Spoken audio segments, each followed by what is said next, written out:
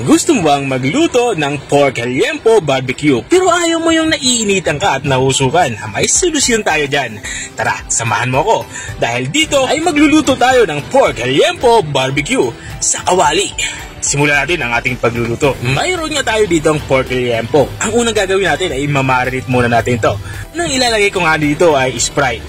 At isusunod ko na din itong ating toyo. Mga kalahating cup ng toyo ang ilalagay natin. Maglalagay na din ako dito ng calamansi juice. Mga 10 calamansi nga yung aking piniga dito. At lalagyan ko na din ito ng oyster sauce. Mga 2 kutsara nga ng oyster sauce ang aking inilagay.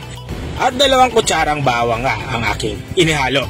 At matapos kong mailagay yung bawang ay nilagyan ko na din ito ng durog na paminta saka itong ating banana ketchup. Makakatulong yung banana ketchup para magkulay pula yung ating pork liempo. At lalagyan ko na dito ng sesame oil. Yung sesame oil naman ay optional. Pwede naman kayo gumamit ng ordinaryong mantika. Nilalagyan ko nga ito ng mantika para mabilis kumapit itong ating mga inilagay na pampalasa dito sa ating pork liempo. At matapos ko nga itong mahalo na maigay, tatabi ko muna ito. Imamarinate natin to ng mga 2 hanggang 3 oras para siguradong manuot yung lasa dito sa ating pork liempo. At matapos nga ng 3 oras ay nagpainit na ako dito ng kawali. Non-stick nga yung aking gamit na kawali dito. Pero kung wala naman kayong non-stick ay pwede naman kayo gumamit ng ordinaryong kawali. Lagyan nyo lang tong ng kaunting mantika para hindi kumapit or dumikit yung ating pork liempo sa kawali. At dito nga sa parteng ito ay binabaliktad ko na yung ating mga pork liempo para yung kabilang side naman yung maluto. Tuloy-tuloy lang tayo sa ating pagluluto at bali-balik na rin lang natin to occasionally para hindi man naman masunog yung nilulutong ulam. At dito nga sa parteng ito ay nilalagyan ko na ito ng ating reserve na marinade. Ito yung pinagbabara natin ng ating pork liempo. At saka ko ito tatakpan para kumulo. At kung nanonood ka pa rin hanggang dito sa parte ng aking video, ibig sabihin ay nag-enjoy ka. Baka pwede mo namang i-comment kung taga saan ka para alam ko kung hanggang saan umabot ang aking video.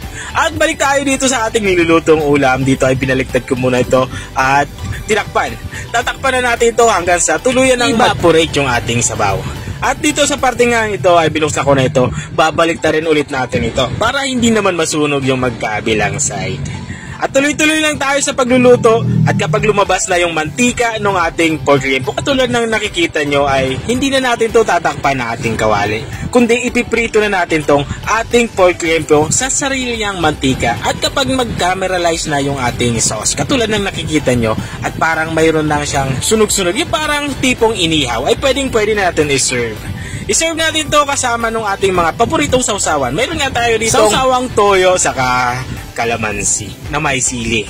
At ito na nga, ready to serve na nga yung ating ulam pananghalian. Ito yung ating pork liempo barbecue sa kawali. Kung nakarating ka hanggang dito sa dulo ng aking video, maraming salamat sa panunood. Kung nagustuhan mo naman to, pwede mo naman to i-share. O siya, dito na ako. Kita kayo na ulit sa susunod. Bye-bye!